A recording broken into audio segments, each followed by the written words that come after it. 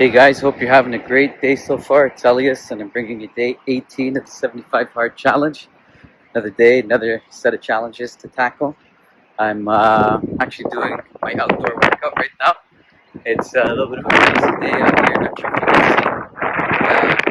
Some of the trees are kind of blowing, but it's quite windy out. So I'm taking advantage of the opportunity here before this overcast cloud turns into rain, and hopefully be able to get my steps in before getting deluged again like I did get caught yesterday. But let's see how it goes. I'm not worried about it. Rain, snow, or shine, you still got to do what you got to do, and so it's not going to stop us from achieving those tasks. And yeah, it's just continued through every day, kind of taking on all of the challenges, some progress updates that I'm really excited about. The weight loss has been fantastic. When I started the challenge, I was in at about 187, and so 18 days in, I'm now down to 178. So slowly trending back down towards the ideal weight that I was um, at my peak. I did gain about 25 pounds over the last several months. A couple of personal physical injuries, just dealing with some, life stuff, and other things that kind of took me away from, staying in the gym, working out, kind of staying active and fit, staying away from the healthy eating habits. And I found like one thing just kind of manifested to the other.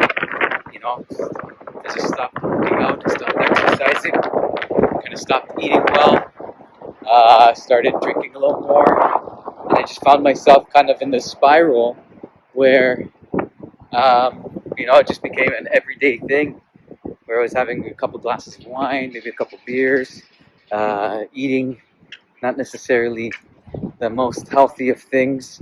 I mean, there's nothing wrong with indulging and kind of treating yourself every now and again, but moderation is key. And I think for me, that scale of moderation was definitely sliding a little bit too much towards the side of not even moderation. It was actually past that scale. It became like a daily habit, daily routine, and I needed to kind of flip that script, which is why this was my second attempt now doing the 75 hard. Having gone through it the first time last year, it was such a transformative experience for me, mentally, physically, but even just in terms of like day-to-day habits and mindset. It was such a great experience having gone through the 75 days. The lessons learned, but also just from a personal fitness perspective, really felt like I was in some of the best shape of my life, even though 75 days to work, because that's 150 workouts. That is a grueling stretch for anyone, and so to go through it, it's just it's really worthwhile, and just seeing the end result, not just in the physical appearance, but also just in the athletic performance, is really great. And what a great way for me to de-stress. I mean, when you're de-stressing with exercise, there's something about it where you just, like after a session, a good sweat session, you just, for whatever reason, it feels like the stress kind of just melts away with you and kind of gets sweated out of your pores. So it was definitely worthwhile, and the reason why I wanted to do it again, I wanted to break that cycle, get back to managing my stress with positive and healthy habits. And there's nothing better than like doing exercise for the mind, not just the body and the soul. So if you're ever down and out, you haven't really thought about what it could take to maybe change your mood, change your mindset. If you haven't worked out before, maybe give yourself that opportunity to work out. And it's not a question of going and lifting heavy weights right out the gate. It's not a question of running a marathon your first attempt. It's simple things as going for a walk, going up the stairs instead of taking the elevator, things like that, like little things you kind of build up a little by little. Maybe you start by doing 5 push-ups, slowly adding a little more, pull up. You don't need equipment to be able to get into shape and to exercise and to be fit. You can find ways to be active and enjoy. Maybe dancing is something that you're into with your spouse. I think when you're involving your partner and you have someone that's there with you, an accountability partner, or just a partner that you can actually exercise and kind of work out with, and maybe commit to a specific health routine or an activity routine. I think it's really great, and just the bond that you build with your spouse when you're doing something like that. It's a pretty amazing thing.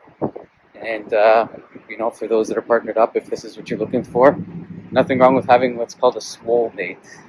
So, go for it, and I wish you nothing but the very best health and happiness.